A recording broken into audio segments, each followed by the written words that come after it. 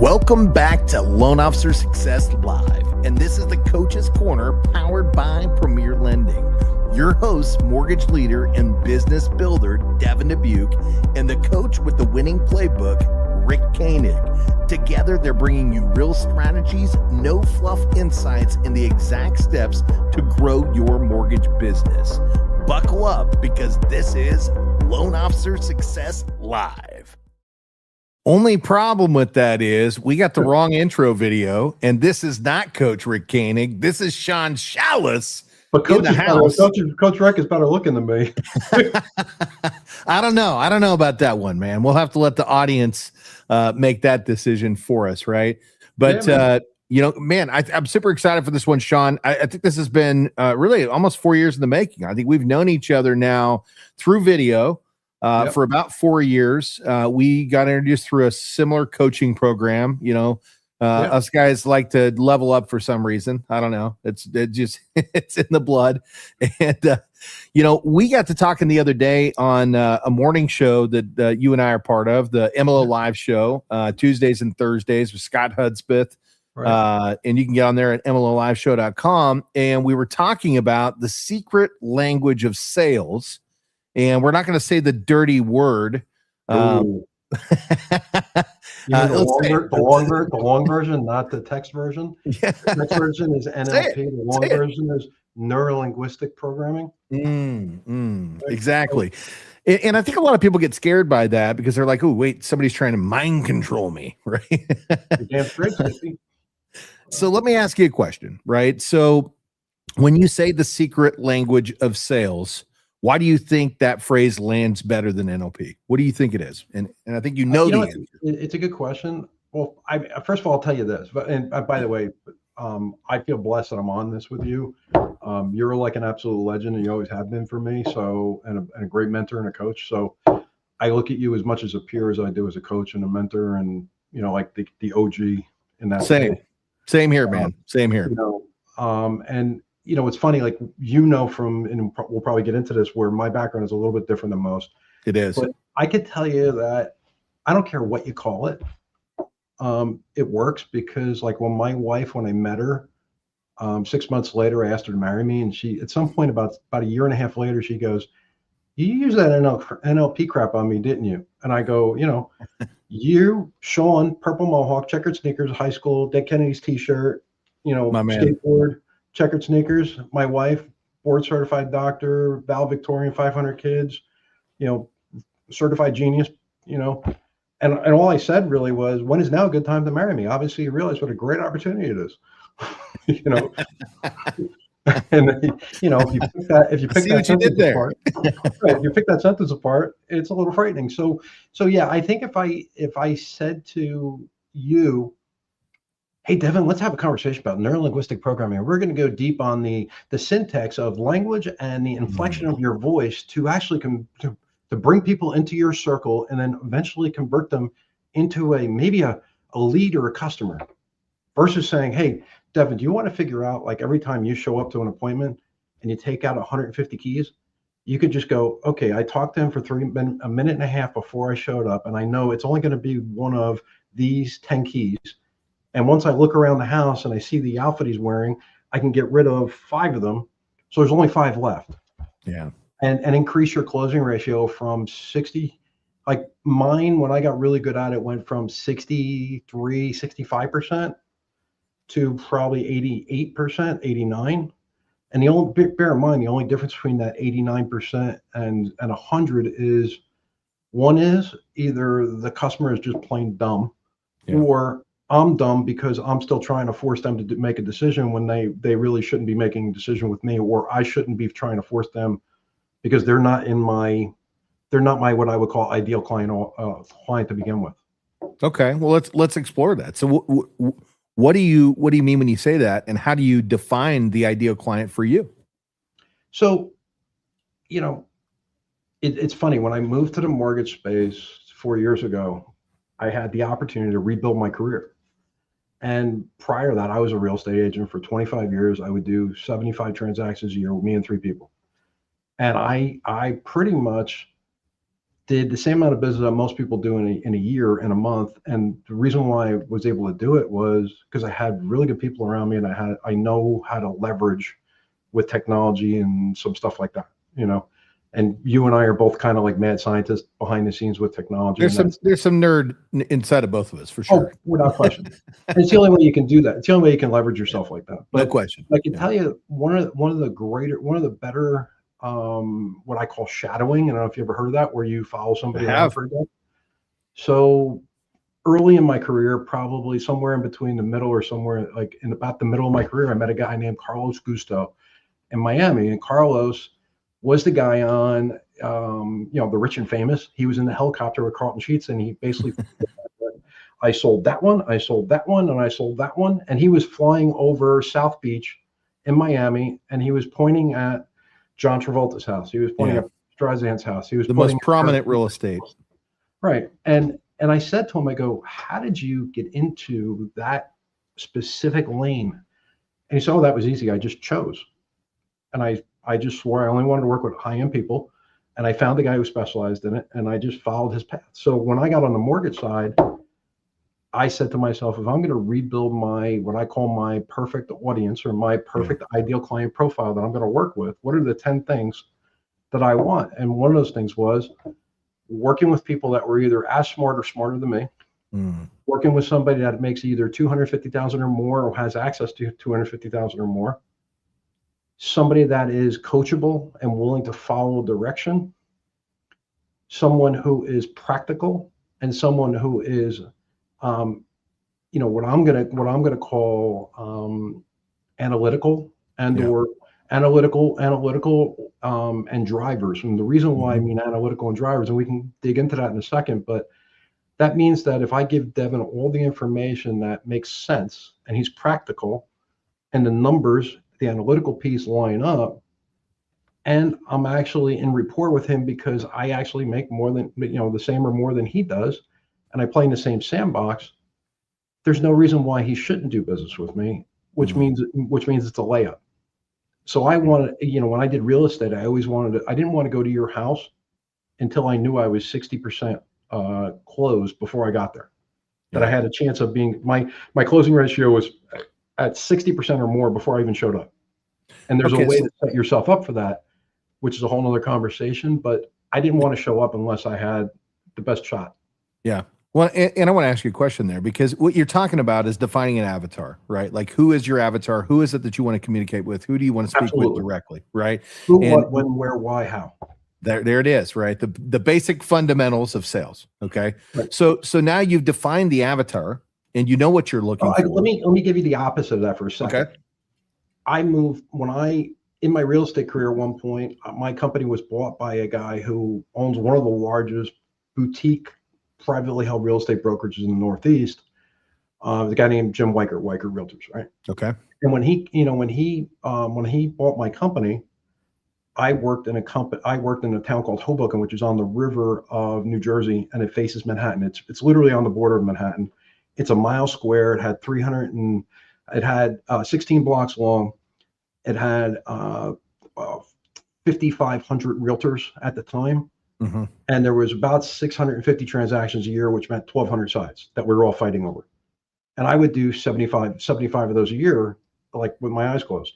And he came to me and he goes, you know what? I want you to move your business. So I'm now going to move from the urban community to the suburban community because my kids are younger, and I'm going to make that transition. It's about 40 miles inland.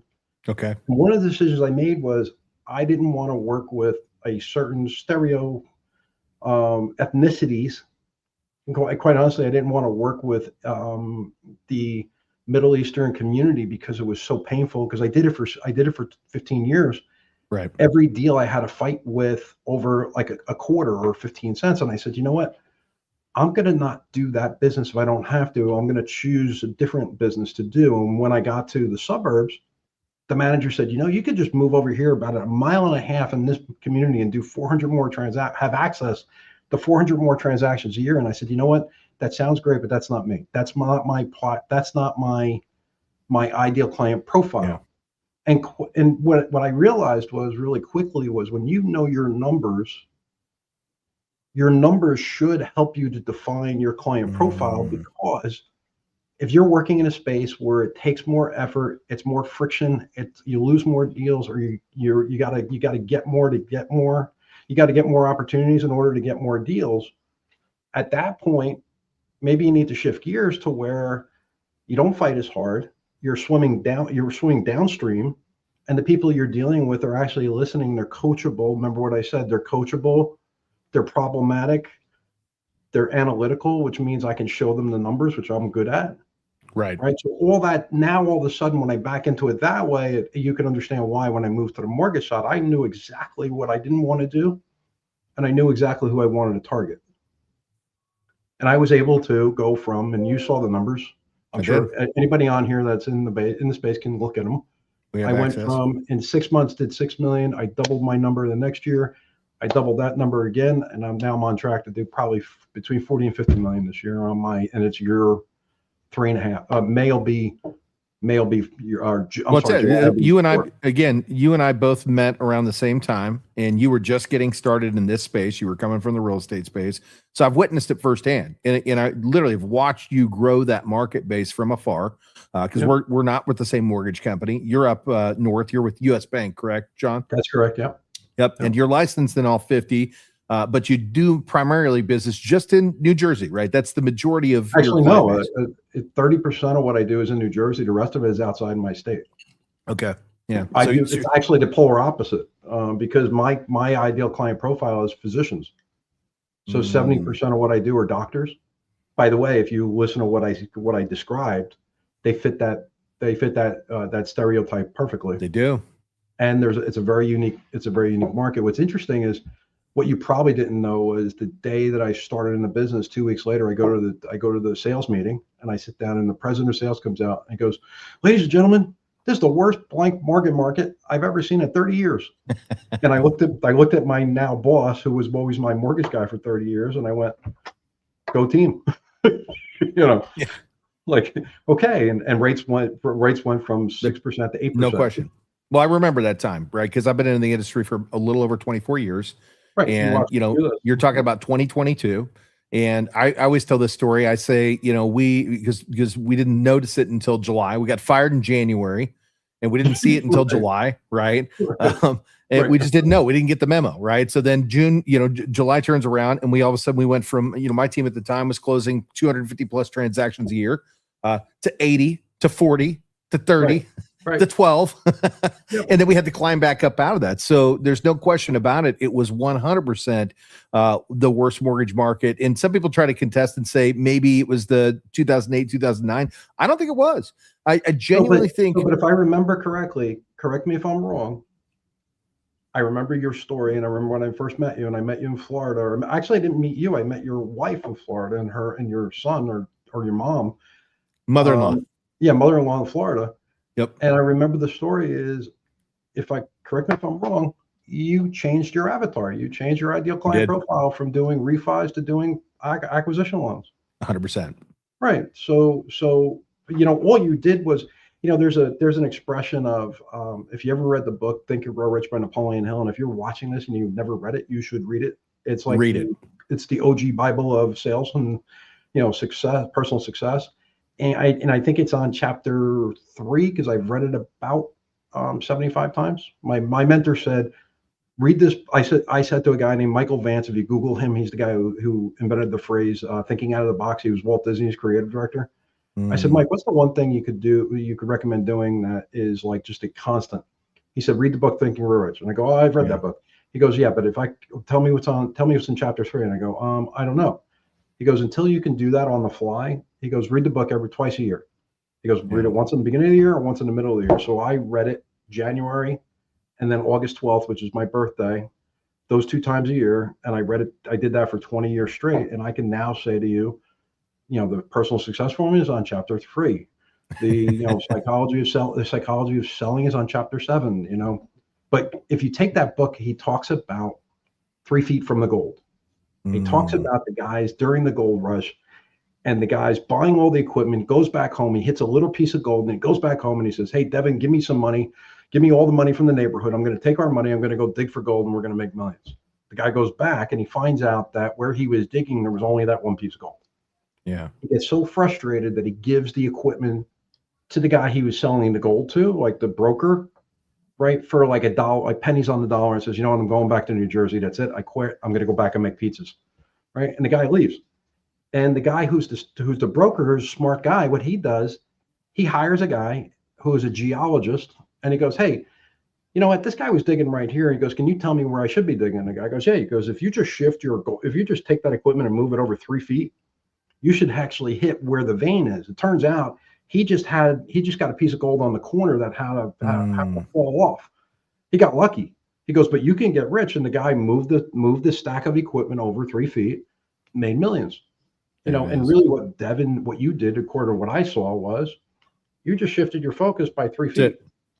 Well, you know, that's, you mentioned that, Sean, and that's something that I've seen multiple times in my career, because I've had to reinvent our market 3 to 4 different times, right? You know, I've always led larger groups, and when things transition and change, some people just throw up their hands and they get out.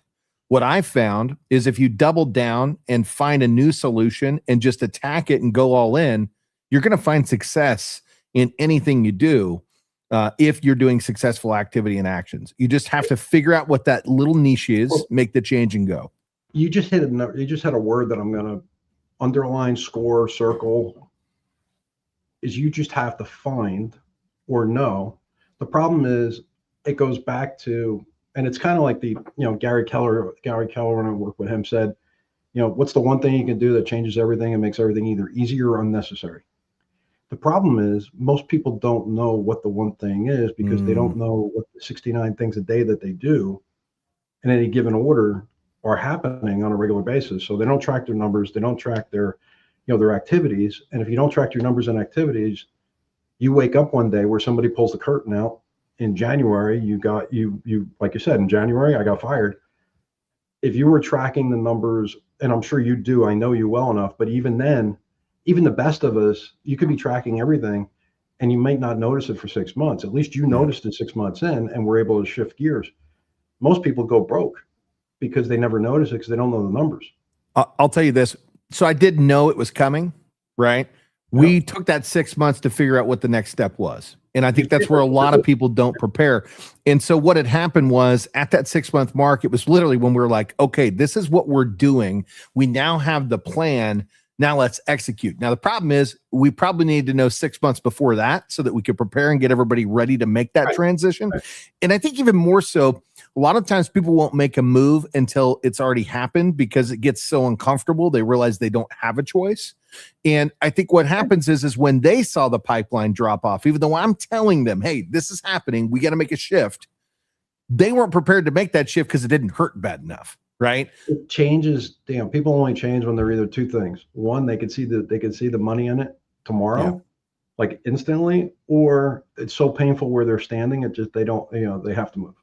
Yeah. And when I would build teams, and I would go from, when I built my team and I went from doing 25 units to now 50 units in a year, and then 50 units to 75, there's different people and different personality types that are going to be on your team. And what happens is people would say, like I coach teams for KW and Maps Coaching at one point, and people would say to me, "Oh my God, but how do I fire this person? They've been with me forever." And I go, "You don't." And they, well, what do you mean? Who's going to tell them? I go, "They're going to tell themselves." And they go, well, "What do you mean?" I go, "If you change the environment and you commit to it, either people will step up or step out." So true. And I go, and you have to commit to like I could tell you, I just bought the Christie's Great Estates affiliate. Okay. I opened my doors in Jersey City. I bought the affiliate in 2007. And back then you were only going to do properties over 700. Well, that was like 35% of the market. The day I opened in 2008 in September, that was 3% of the market share. And I walked in my office and I said to everybody, and by that point I had already took $500,000 and built this office, and I basically set up a call center in the back of my office, and I put all the administrative people in the front, which was completely backwards from every other real estate office. And I said, and I brought my team in and I said, listen, I don't care if it's got a door on it, it's got a roof on it, we're going to sell it. And they're like, well, what about Chris? I go, I don't care if it's a trailer, we might not do it. But outside of that, if it's got a door and a roof on it, we're selling it. And what's interesting is I remember, you remember the fax machine, right? Oh yeah. I get like the jumbo hub, right? I Yeah. get the fax comes in, and I never saw this report before. It's like, hey, look at this. It's 187 companies in our MLS, and we're number 62 out of 182 companies. And we're brand new. That's awesome, right? So the next month I call up the real estate office and I go, hey, when does this report come out? She goes, it comes out on the 5th of the very month, Sean. So the following month, the 5th, I am literally camped out with my coffee, leaned up against the machine, waiting for the report to come in to see where we rank. The ratings report are in. comes in. Report comes in. I'm watching page 8, page 8, page 8. I'm like, wait a minute. Last week there was page 9 and 10. What the hell? Right. First of all, I look at the report and I go, wow, we're number 32 behind some of the biggest companies. We got 10, whatever. I'm like, holy crap. I call up the real estate. So I said to the woman, I go, hey, wait a minute. I go, I think my fax is broken because I only got 8 pages. And I know last month I got 12. She goes, well, those other 32 companies went broke last month, Sean. They're out of business. We're now down to 140 companies. Yeah. That's when reality set in. And I knew that I didn't no longer needed 3 listings to sell one house. I needed 10. Yeah. So when Jim Weicker came to me and said, how do you manage 110 listings as an individual with like 3 people on a team? I go, Jim, in order to sell one house, I need 10. So in order to keep my goals the same, which was 10 deals a month, I needed 100 transactions. I needed 100 listings. What I didn't know, and goes back to what you were saying, was I didn't look at all the numbers. I didn't realize that not only did I need the listings, but I also, the prices were cut in half. So my volume was half. So if I really had done the math right, I needed 20 listings to make the same amount of money. That's it. No, you're right. But you were able to pivot when a lot of people didn't, right? And you went all in and doubled down on that. And this is where a lot of people stop, because it's double the work for the same money. In your case, it was double the work for half the money because the volume had gone down, right? But you didn't go out of business. No. And I think that's where a lot of people get lost in this industry, is they get focused on the good years that they've had. And when those years change and they're still having success, it's just not quite on the same level. They forget about where this business has taken them over the long-term time. I've done very well here in this space, and it's because I've been able to pivot in every market. And that's the same thing for you, Sean. And I don't get scared when things change. I double down and push harder. When things change, I get excited, actually. It's been a theme in my life. Like when I got out of the Army, I was 17. My uncle got me a job in the union. I was in the elevator and escalator union, and they had those giant electromagnetic switches, like the relays that you see, like Uncle Fester, right? Oh yeah, sparks are flying. Well, that was in the early '80s, and they were changing that to what they would call, computers, and they were pretty much like what you bought at Radio Shack, which was they were made with 880 circuit boards, and they took out cabinets that were 4 feet by 2 feet by 10 feet high, and put a cabinet in that was probably 2 feet wide by 6 feet high, and 36 inches deep. And all the old guys on the union said, I don't want nothing to do with that, kid. Well, I raised my hand. I was like, you can teach me whatever you want. That in the short 10 years or 12 years I was in that industry, I became I was the youngest troubleshooter in the business. I was the highest paid maintenance man within 5 or 6 years. And my uncle was like, out of 2,000 people in our union, what the hell, who did you sleep with? And I go, if anybody, I had to sleep with you, and I didn't want to do that. So the only other way was to go find a different approach, which is what you said. Yeah. And by the way, everybody else was afraid of that change. When I got in the mortgage space, I mean, short sales. Yep. How do you get really good at doing Sean, how'd you become the short sale expert? Oh, easy. I had 10 houses of my own. I sold 7. I got caught with 3, and I had a short sale my own three of my own houses versus doing bankruptcy. So you get really good at it. Yeah. Then all of a sudden I did 300 or 400 short sales because I knew how to do it. So I believe that change creates opportunity as long as you embrace it. That's it. If you like, I'm going through this right now where I built out a website for the Knights of Columbus. And you can only imagine trying to explain that this is the consumer side. Here is the membership portal. The what? Right? Trying to explain the average age in the room is 60, 70 years old, or 80, 70 years old. So I think if you learn anything from this today is embrace change. Yeah.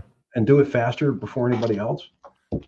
Let me tell you something, Sean. The way I look at it is you embrace it. Let's say that adversity is a brick wall. Yeah. You figure out how the hell you run through that fucker. Because let me tell you something. I'm not letting a brick wall get in my way, right? I'm going to do what it takes to get to the other side of that, because I'm not going to lose. It doesn't matter, right? And that's the mentality you have to take. And let me tell you something. When you do that, you find a way to win. You find it. It's in there somewhere, and you can't give up. You just got to push yourself through it. So let's circle back to the neuro-linguistic programming, right? I was about to. I'm glad you brought that up. So Sean. You just said, "Hey, it's a brick wall." Most people hear brick wall and they think like, "Okay, game over, lay down, play dead." Get in the box and wait, as my coach used to say. Yeah. And I'll there's you can use neuro-linguistic programming to either. So let me define it first, right? Neuro, the brain; linguistics, language; programming, creating a series of language that gets a same response or similar response each time. Program, right? Neuro-linguistic programming, right? So I'm going to get inside your head. I'm going to use some really sophisticated language and speech patterns to get you to make a decision. Good or bad, it is what it is, right? By the way, people have been doing it for thousands of years. Guys like, some of the greatest speakers on the planet, Bill Clinton, Gandhi. Yeah. By the way, Gandhi did it, never said a word. He moved the entire country, didn't say anything. He did it with visual cues. That's right. So we'll circle back to what you were saying about the wall, right? So you could either use neuro-linguistic programming to program somebody else to make a decision. Hey, Devin, obviously you realize what a great opportunity is to work with me. When is now a good time to make the decision to sign the contract? Right. So I just told you that, hey, you trust me, you like me, and I know you want to make a decision, sign the contract. Because you really only hear 6% of the words I'm saying. What's interesting is you could use that same technology to program yourself. And if you've seen Tony Robbins, who I worked with years ago, he teaches you how to use neuro-linguistic programming, or NLP, to program yourself. That's right. And create your self-talk. And your self-talk, and I would say the wall, I'm going to plow through the wall, right? When I met a guy named Stu Middleman, who, if you Google him, he's a pretty interesting guy. He was the first guy to run across the United States, like back-to-back marathons. Yeah. And he studied like these people in Guyana and all these other people to go do this. And when I hired him to coach me, this is probably 20 years ago, 25 years ago, I hired him to coach me. I paid him $500 a month to talk to him on the phone because he was in California. He goes, "Okay, record your gait." And I go, "My what?" He goes, running on the treadmill. Now, bear in mind, back then, you had to go get somebody with a VCR, record it, stick this tape in the FedEx, ship it across the country. 2 weeks later, the guy said, "Okay, I got the tape." Right? So we get on our first coaching call. Do you know that he would interrupt me for the first 3 coaching calls, which is to the tune of $1,500, and said, "Until we straighten out your language patterns, we're not going to talk anymore." And I go, "Okay, well, what do you mean?" He goes, "Well, you keep saying the word problem. If you talk to me now, I don't use the word problem. I use the word challenge." Yeah. Because a problem is a wall. You can't go through it. A challenge is like a rock in the middle of the river where the water can flow around it. That's right. Right. So, I mean, so when we talk about, sales language, for lack of a better word, we're going to use that now. We'll use that from here forward so we don't scare people away if we didn't already. Using that to program yourself. Hey, I think you would agree with me. There is, 99.9% of what happens in your life is controlled by one thing and one thing only. It's the person inside the skin. It's the 5 inches between your ears, right? Like I say golf, my kids say, "Dad, why do you love golf?" It's the only game that the ball doesn't move, and it takes place in the 5-inch span between my ears. Yeah. So, I think if you can help somebody to first learn that only 50% of what you say is in the conversation is only 6% of a statement is actually heard. According to Harvard, they only hear 6% as the words, the actual syntax. 38 to 40% I'm sorry, they have 38 to 40% is actually the tone at which you say that, and the rate or speed at which you say it at, how quickly or how slowly you talk. You're from the South. If I talked to you 25 years ago before I was trained, I would have scared the hell out of you, and you would have been like, oh my God, that city slicker kid, because I talked at 100 miles an hour. Yeah. But now when I talk to somebody from South, I talk a lot slower, very purposefully. Right. The other piece of that puzzle is. But I want to steal something real quick before you move on, Sean. You did something back there, and if somebody's listening in, they may not have caught it. But he started the statement off by saying, I think you agree with me. And then he gave me what he wanted me to agree with him on. And if you watched me, I'm shaking my head, ding, ding, ding. agreeing with everything that Sean's telling me, right? And if you did the same thing, that's what he's talking about when he's talking about NLP or the secret language of sales. By the way, 55% of it is your body language. And here's what's interesting. It's called cold reading. That's like a whole nother layer. But as I'm watching your head bob up and down, and I'm watching the bill of your hat do this, if I see it start going side to side, if you're listening to this in your car and you're not watching, and I say, hey, before I get started, you obviously realize, and you're shaking your head the other way, I'm going to pause and I'm going to recalibrate.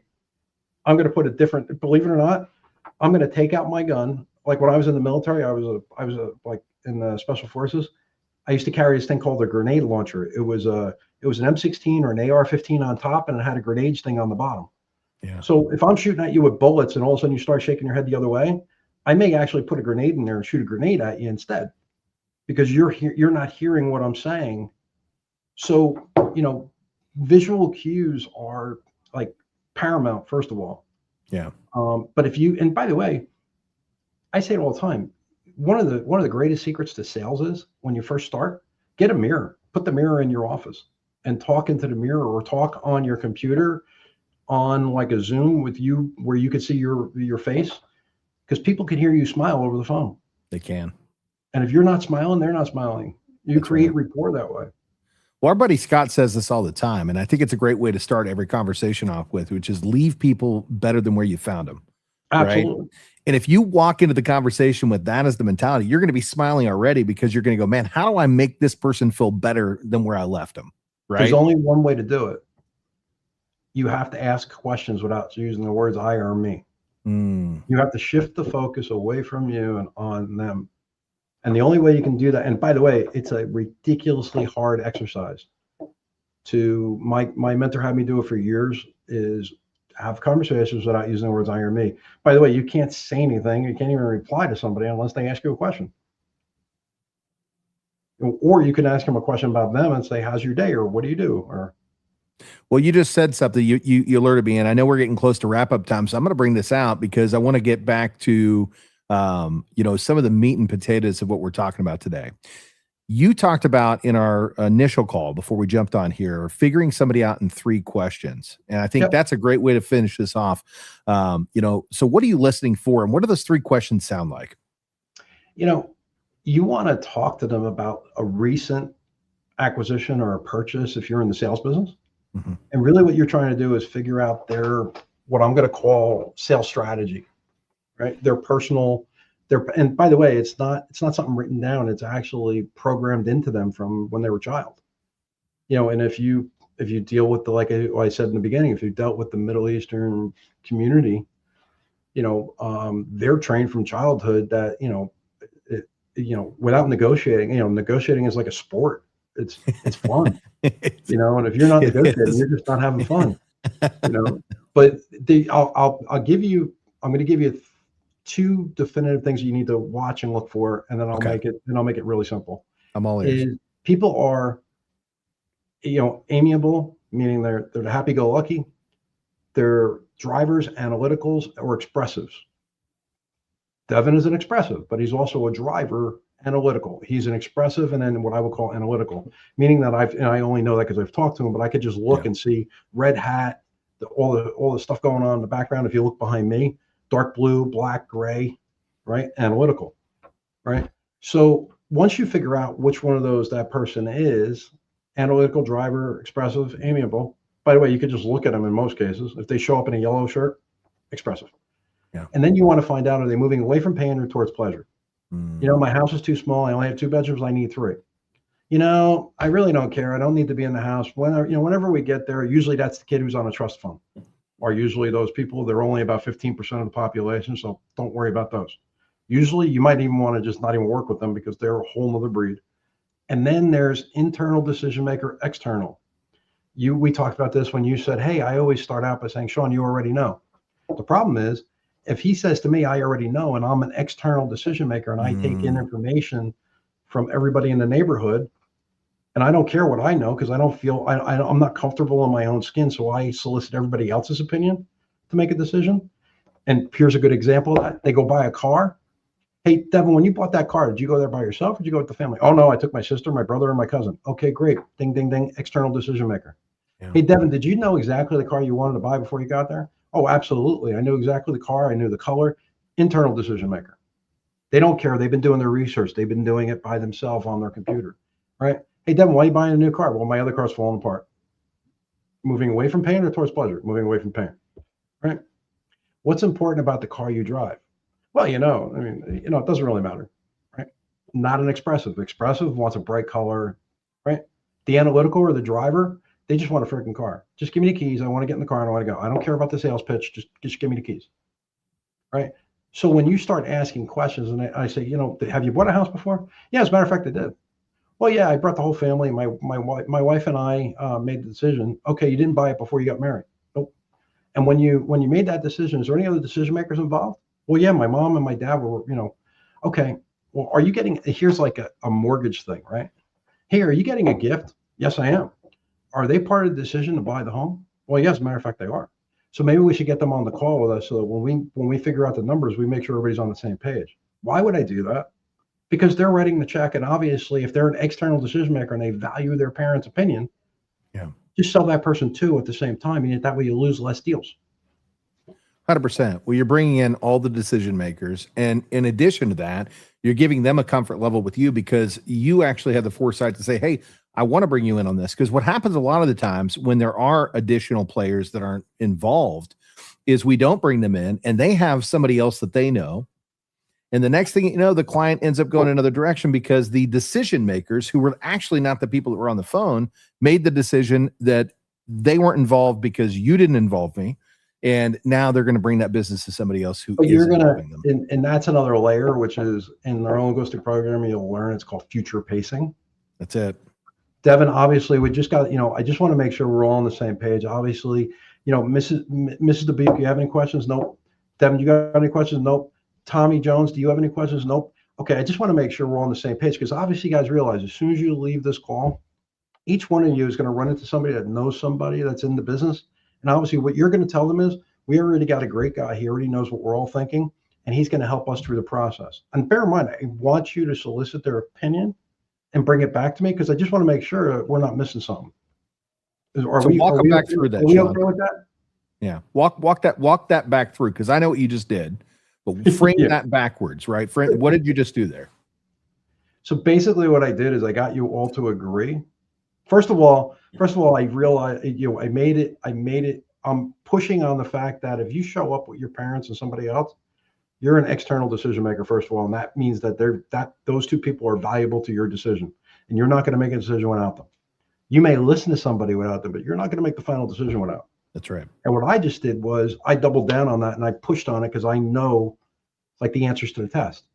So I'm gonna make sure I get extra credit on that one and push on it.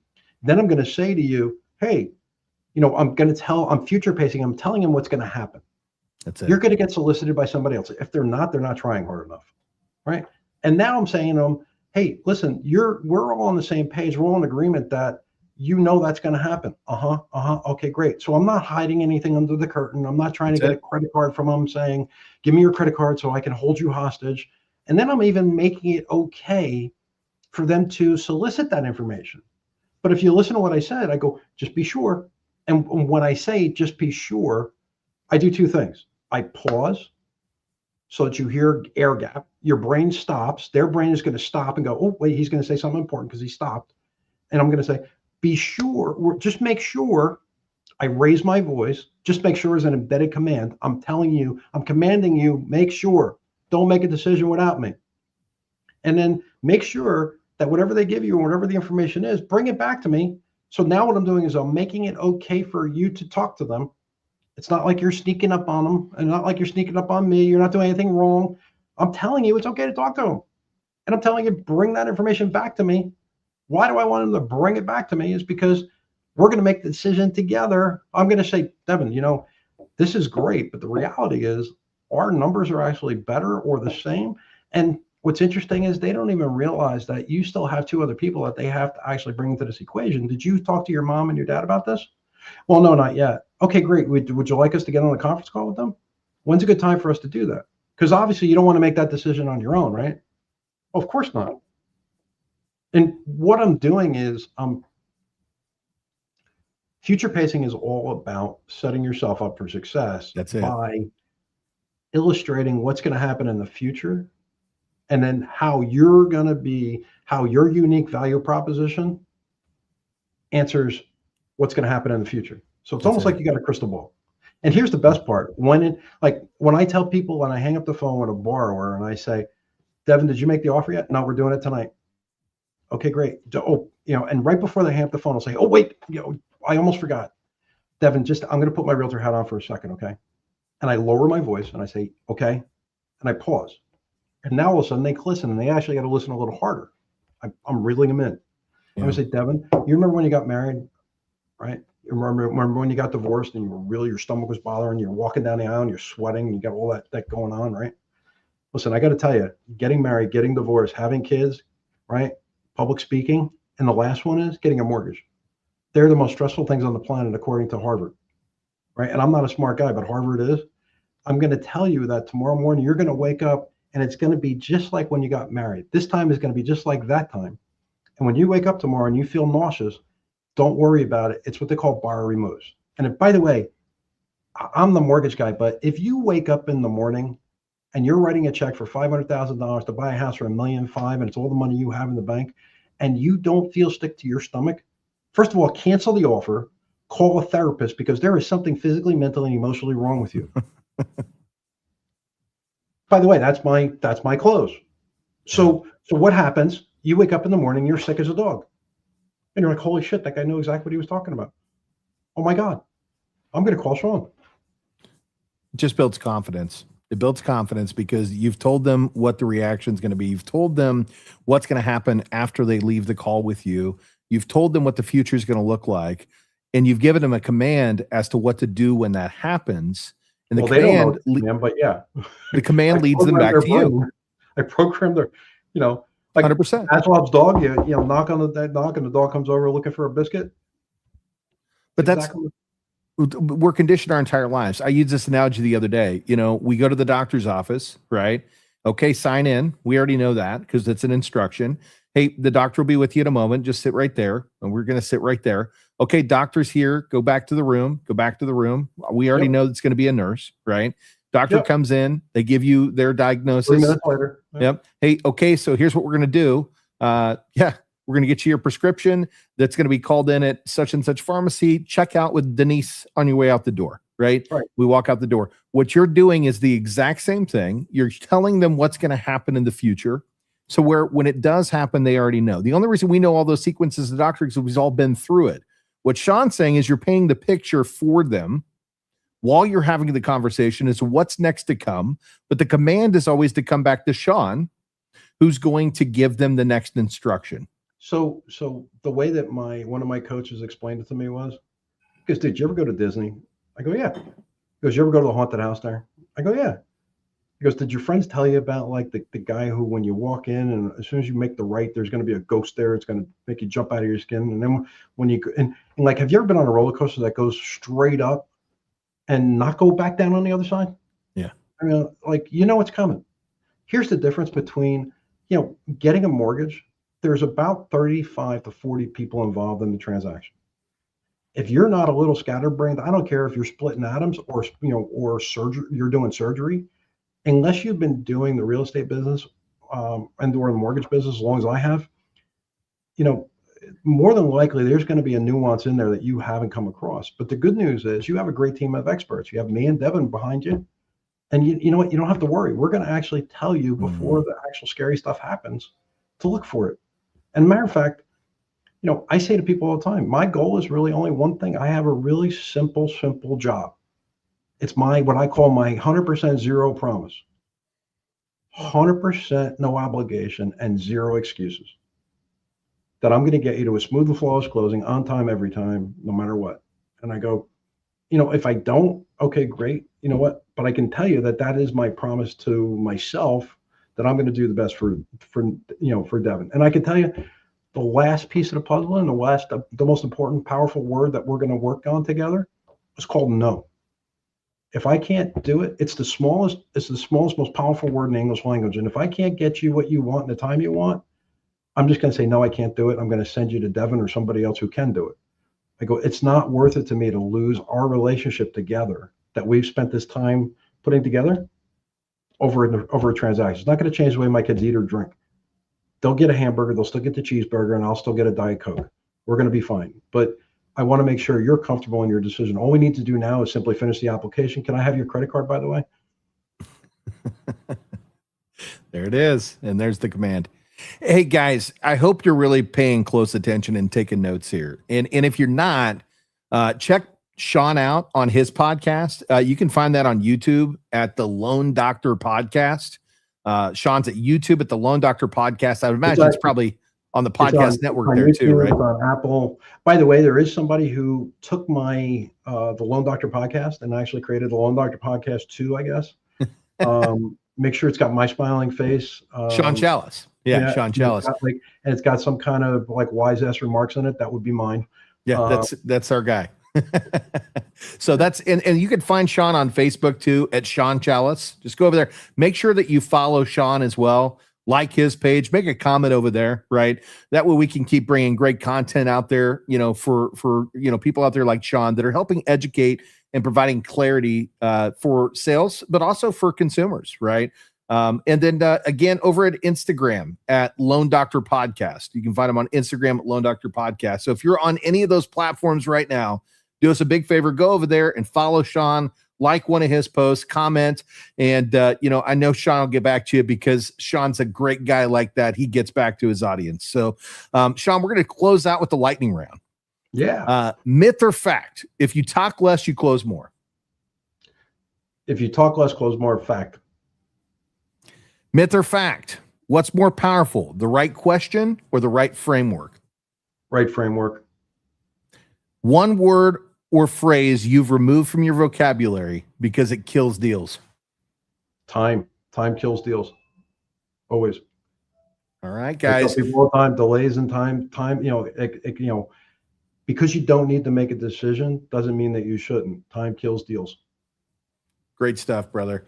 Well, again, Sean, thank you so much for joining us over here on the show. And as we said, if you want to find Sean, go find him. He's out there. Loan Doctor Podcast. The upstate northerner Sean Shallis with the witty comments and the quick talk, right, man? This guy's great at what he does. I've been following him for 4 years. You should follow him too. And I think we're going to wrap today, guys. So we went a little over on time, but I think this was a good one. I think we covered some really great topics. So again, Sean, brother, thank you so much. You're also a mentor of mine. And I'm sure I'll see you maybe tomorrow on the morning show. Probably will. Take care, guys. We will see you on the next one. And keep leveling up. Thanks for stopping by. You've been watching Loan Officer Success Live, where real strategies meet real success. Don't forget to subscribe now and share it with your teammates and keep leveling up, because your next breakthrough starts here. If this fired you up, don't just watch success, go out there and build it.